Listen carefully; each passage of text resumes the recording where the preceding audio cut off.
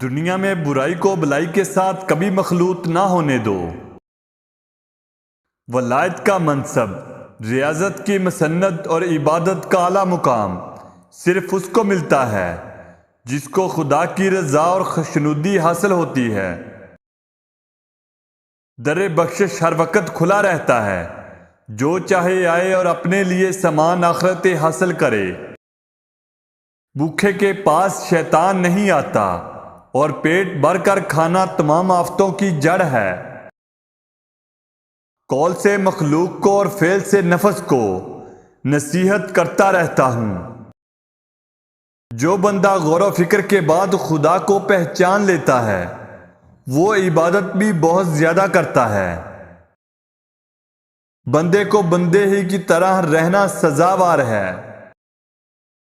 عبودیت کی غایت انتہا یہ ہے تو امر میں اس کا بندہ ہو جائے۔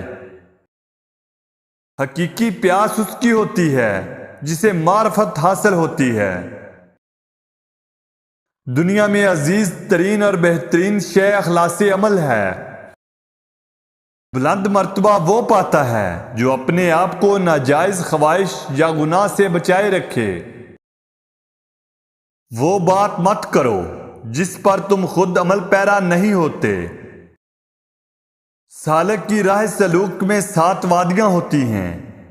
نمبر 1، پہلی وادی طلب و جستجو ہے، دوسری منزل عشق ہے، تیسری معرفت، 4 استفناء، 5 توحید کی وادی، 6 بے خودی اور اپنی ہستی سے بیگانگی، 7 مقام فنا۔ جب حقیقت پستی کا ذوق دل میں پیدا ہو جاتا ہے تو ہر چیز میں حقیقت کی تلاش ہوتی ہے، اور وہی چیز محبوب ہوتی ہے جو حقیقی ہو۔ تصوف سیکھنے سکھانے سے نہیں بلکہ انعام ربانی سے حاصل ہوتا ہے۔